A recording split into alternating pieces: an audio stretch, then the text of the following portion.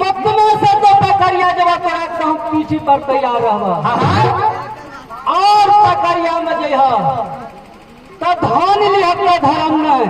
आ धर्म लिया तो धन नहीं फायदा कर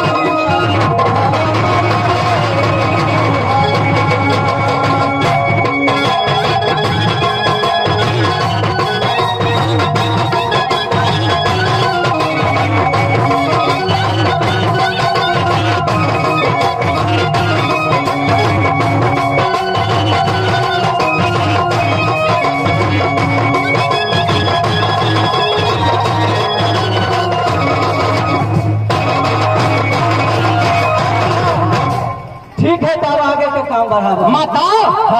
और कोनो देवता लग गया पड़ा सुना तोरा से सब देव मुनि तोरा से खुश नहीं आई द्वारे जे हम मदद करबा हमरा जहाँ जा पड़ते सुना हम जेबे कोयला भी भाई लग ओकर पूजा लेबे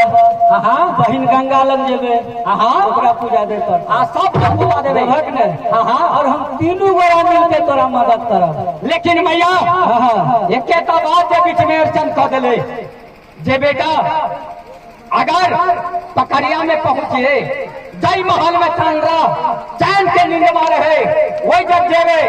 तो एकेटा जे धन ली है तो धर्म नहीं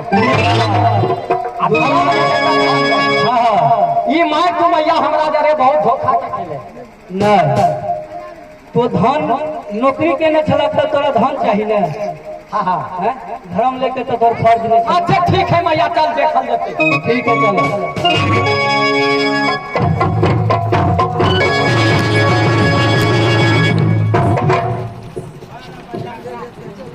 सुत रहा लिए जाएगी ये मास्टर साहब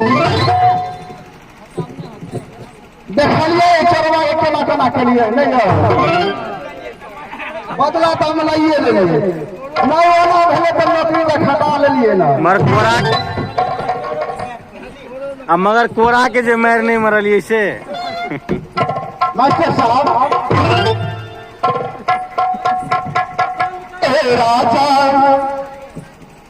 ए राजा मत रह दूर